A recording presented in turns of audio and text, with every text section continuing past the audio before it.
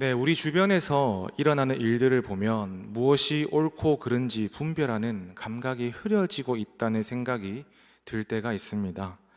책임을 져야 할 자리에서 책임은 가벼워지고 부끄러워해야 할 일이 아무렇지 않게 지나갑니다. 죄가 죄로 불리지 않고 잘못은 합리화되며 마음이 흔들려 할 순간에도 담담히 넘어가는 일이 많아졌습니다. 사람들의 마음에서 부끄러움이란 감정이 서서히 사라질 때 어떤 일이 벌어지는지 우리는 이미 여러 곳에서 목격하고 있습니다. 박완서 작가의 단편 부끄러움을 가르칩니다는 이러한 시대의 공기를 서늘하게 포착하고 있습니다. 소설 속 주인공은 전쟁 중에는 생존을 핑계로, 평화로운 시절에는 안락을 핑계로 도덕적 감각을 스스로 마취시키며 살아갑니다. 그녀가 바라본 세상은 자신의 속물근성과 비겁함을 화려한 거칠애로 덮기에 급급한 곳이었습니다. 주인공은 소설의 끝자락에 이르러서야 비로소 깃발처럼 펄럭이는 마음으로 부끄러움을 가르칩니다 라고 외치고 싶어 합니다. 그녀가 그토록 절박하게 이 말을 외치고 싶었던 까닭은 그 시대에는 그 누구도 그 무엇도 부끄러움을 가르치려 하지 않았기 때문입니다. 작가가 던진 이 묵직한 화두는 오늘 우리가 살아가는 현실과 놀라우리만큼 닮아 있습니다. 소설 속 인물들이 내면의 부끄러움을 외면했듯 오늘 우리 사회 곳곳에서도 비슷한 장면이 펼쳐지곤 합니다. 아이가 분명한 잘못을 저질러도 부끄러움을 가르치기보다 상황을 덮고 변명하기에 급급한 부모의 모습, 공적 책임을 져야 할 자리에서 사과 대신 해명으로 일관하는 지도자들의 모습, 잘못이 드러나도 여론이 잠잠해지기만 기다리는 사회의 모습이 그러합니다. 비정상적인 일이 반복되면서 죄가 조금씩 당연한 일이 되고 부끄러움의 자리가 공허함의 자리로 채워진 것, 이것이 우리 시대의 전체의 자아상입니다. 스바냐 선지자가 바라본 시대도 이와 다르지 않았습니다. 백성들은 하나님을 버렸다고 말하지 않았습니다. 성전은 여전히 서 있었고 제사는 빠짐없이 드려졌습니다. 그러나 그들은 하나님 곁에 다른 것들을 함께 두고 있었습니다. 여호와를 경배한다고 맹세하면서도 밀곰을 가리켜 맹세했고 마음속으로는 여호와께서는 복도 내리지 아니하시며 화도 내리지 아니하시리라 고백하고 있었습니다. 스바냐는 이 시대를 향해 다음과 같이 진단합니다. 그들은 부끄러움을 알지 못하였도다. 죄가 죄로 느끼지 않고 잘못을 저질러도 마음이 흔들리지 않는 상태, 이것이 스바냐가 바라본 시대의 민낯이었습니다.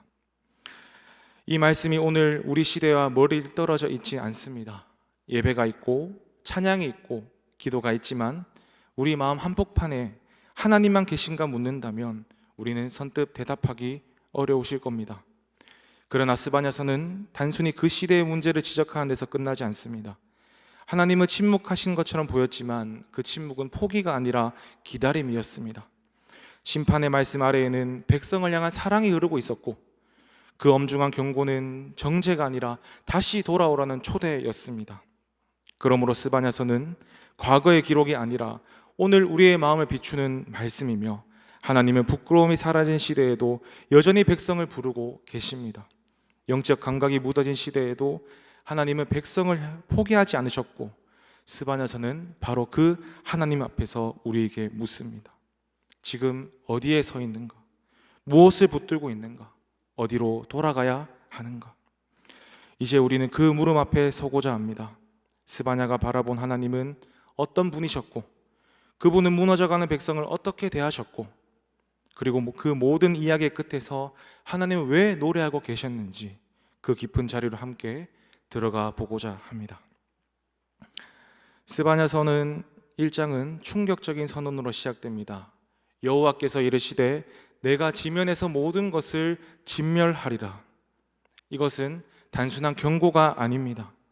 창조를 되돌리시겠다는, 모든 것을 원점으로 되돌리시겠다는 선언입니다.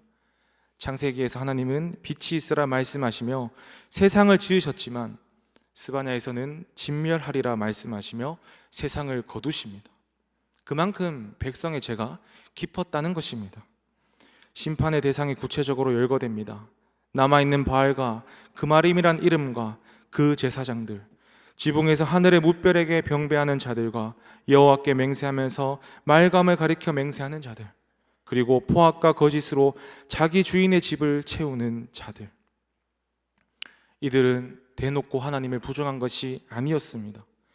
여호와를 믿으면서도 동시에 다른 신도 섬겼고 예배는 드리되 삶은 따로였습니다. 하나님을 완전히 버린 것이 아니라 하나님을 삶의 일부로만 두고 나머지는 세상의 방식대로 살고 있었던 것입니다. 스바냐는 이들을 가리켜 찌꺼기같이 가라앉은 자들이라고 부르고 있습니다. 포도주가 오래 방치되면 찌꺼기가 바닥에 가라앉아 굳어버립니다. 한때는 포도즙이었지만 움직이지 않으면 썩어버립니다. 백성의 신앙이 그러했습니다. 처음에는 살아있었지만 하나님 앞에서 움직이지 않고 반응하지 않고 부끄러워하지 않으면서 서서히 굳어갔습니다. 급격한 타락이 아니었습니다. 조금씩 천천히 눈치채지 못하는 사이에 굳어간 것입니다. 이 모습이 오늘 우리와 무관하다고 말할 수 있습니까? 주일마다 예배하지만 삶의 결정은 세상의 기준으로 내리고 기도는 하되 마음 깊은 곳은 열지 않으며 하나님을 믿는다고 말하면서 그 다른 것에 대해서 더 마음을 기대고 있지는 않습니까? 이것이 바로 찌꺼기처럼 가라앉은 신앙입니다. 하나님이 복도 화도 내리지 아니하실 것이라 여기며 무감격해진 상태, 그것이 스바냐 시대의 죄였고 오늘 우리 시대의 죄이기도 합니다. 그러나 하나님은 찌꺼기 같은 백성을 그냥 두지 않으셨습니다. 그때 내가 등불로 예루살렘을 두루 찾아라고 말씀하시면서 등불을 들고 구석구석 비추신다는 것은 숨겨진 죄까지 드러내시겠다는 뜻입니다. 어둠 속에 갇혀진 것, 스스로 잊고 있었던 것, 남들은 모르는 것, 하나님의 등불 앞에서는 모든 것이 드러납니다. 이것은 무서운 심판이지만 동시에 은혜의 시작이기도 합니다. 왜냐하면 하나님이 찾으신다는 것은 아직 포기하지 않으셨다는 뜻이기 때문입니다. 스바냐는 이 심판 앞에서 백성들에게 호소합니다. 여호와의 규례를 지키는 세상의 모든 겸손한 자들아, 여호와를 찾으라. 공의를 구하라. 겸손을 구하라. 여호와의 분노의 날에 너희가 혹시 숨김을 얻으리라. 심판의 선언 속에서도 하나님은 문을 열어 두셨습니다. 혹시 숨김을 얻으리라. 이 표현은 확정이 아니라 초대입니다. 돌아오면 숨김을 얻을 수 있다는, 아직 늦지 않았다는 부르심입니다. 여기서 겸손한 자라는 말이 중요한데요, 히브리어로 아나윈입니다.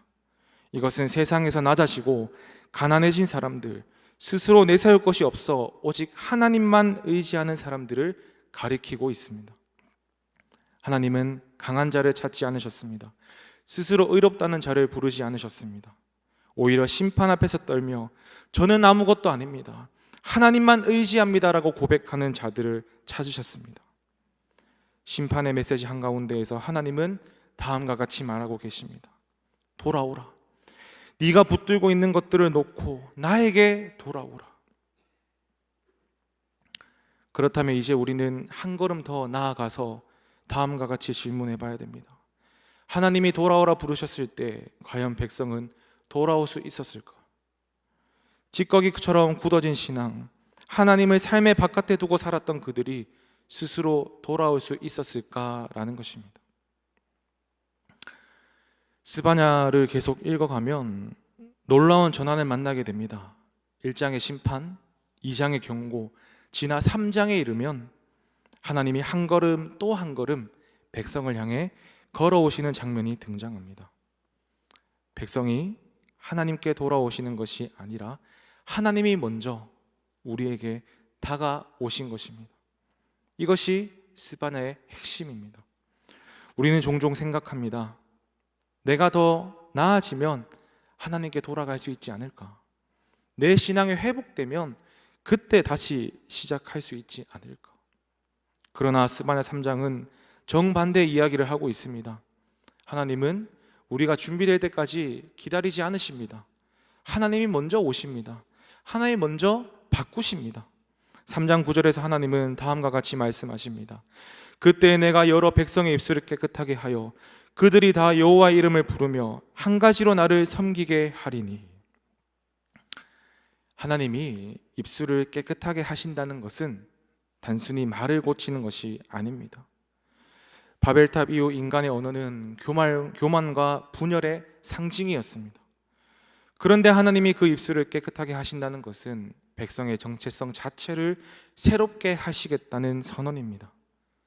인간이 스스로 바뀌는 것이 아닙니다. 하나님이 백성을 바꾸시는 것입니다.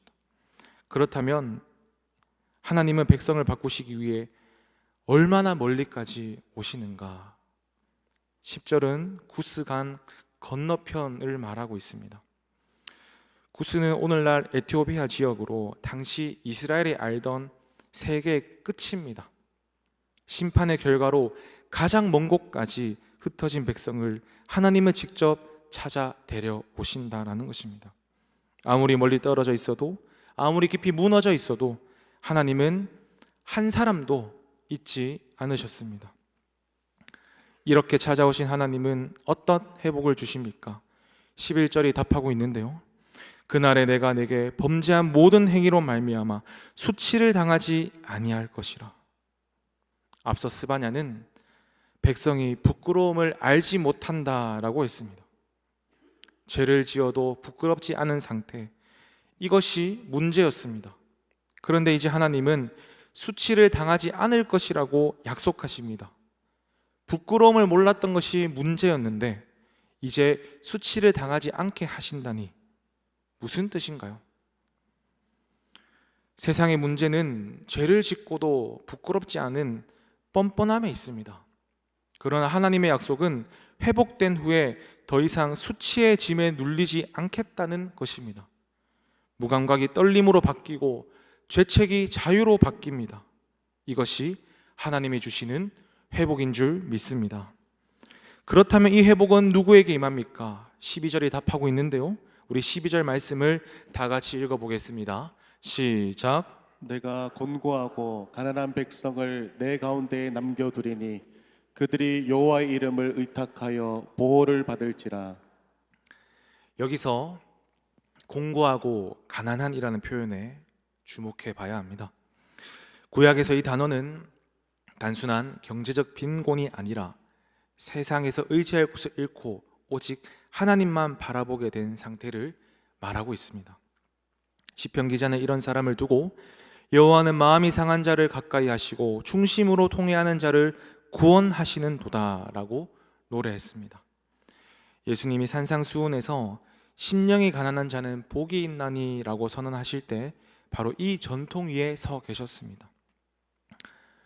그런데 본문을 자세히 한번 보시면 내가 남겨두리니, 남은 자가 되는 것은 인간의 선택이 아닙니다.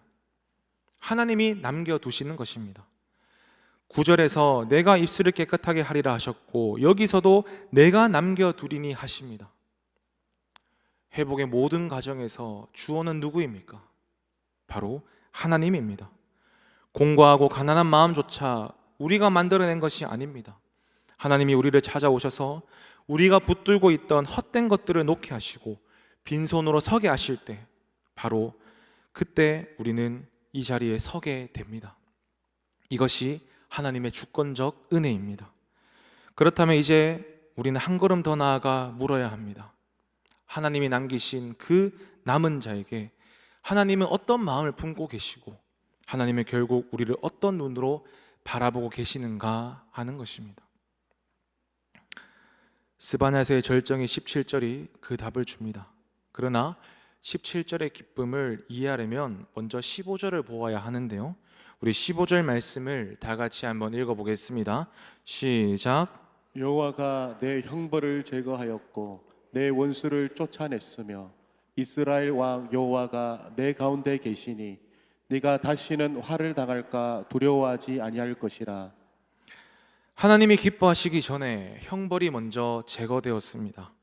거룩하신 하나님이 죄인인 우리를 보시며 기쁨을 이기지 못하실 수 있는 이유는 우리가 완벽해서가 아닙니다. 형벌이 이미 해결되었기 때문입니다. 그렇다면 형벌은 어디로 갔습니까? 스바냐는 그 답을 직접 말하지 않지만 우리는 알고 있습니다. 하나님의 진노는 사라진 것이 아니라 다른 곳에 쏟아졌음을 말입니다. 바로 예수 그리스도. 이사야는 그분을 다음과 같이 증언합니다. 그가 찔림은 우리의 허물 때문이요 그가 상함은 우리의 죄악 때문이라. 그가 징계를 받음으로 우리는 평화를 누리고 그가 채찍에 맞음으로 우리는 나음을 받았도다. 스바냐가 예언한 형벌의 제거는 십자가에서 성취되었습니다. 하나님의 노래는 값싼 감상이 아닙니다. 아들의 피로 값을 치르신 노래였습니다. 형벌이 제거되었기에 이제 하나님은 우리 가운데 오실 수 있습니다. 17절은 이렇게 선언합니다. 너의 하나님 여호와가 너의 가운데 계시니 그는 구원을 베푸실 전능자이시라. 등불을 들고 심판하시던 하나님이 이제는 우리 가운데 거하십니다. 요한은 이 약속의 성취를 다음과 같이 증언합니다. 말씀이 육신이 되어 우리 가운데 거하심에 우리가 그의 영광을 보니 아버지의 독생자의 영광이요 은혜와 진리가 충만하더라. 스바냐의 예언은 베들레헴에서 시작해서 골고다에서 완성되었습니다. 본문은 하나님을 전능자라고 부릅니다. 여기서 전능자로 번역된 히브리어는 기보르입니다. 이 단어의 1차적 의미는 전쟁 영웅, 용사입니다. 하나님은 자신의 백성을 압제하던 모든 원수, 죄와 사망과 마귀를 물리치시고 승리하신 개선 장군입니다. 고대 전쟁에서 왕이 직접 전쟁에 나가 싸우고 돌아오면 백성은 성문 앞에서 그를 맞이하며 노래했습니다. 그런데 스바냐는 놀라운 역전 현상을 보여주고 있습니다. 개선 장군이신 하나님이 오히려 백성을 향해 노래하고 계십니다. 고대 그리스 서사시 호메로스의 일리아스에 보면 아주 인상적인 장면이 하나 나오는데요. 트로이의 전쟁 영웅 헥토르가 전장에 나가기 전 성문 앞에서 아내와 어린 아들 아스티아낙스를 만나는 장면입니다. 잘 보이실지 모르겠지만 헥토르는 아들을 안아주려고 팔을 벌립니다. 그런데 아이가 아버지의 품에 안기기는커녕 소스라치게 놀라면서 유모의 품에 바짝 붙어 있는 것을 봅니다. 왜 이렇게 반응하는 것일까요? 아버지의 머리에 쓴 번쩍이는 청동투구와 그 위에서 펄럭이는 말총 장식이 너무나 무섭고 거대해 보였기 때문입니다.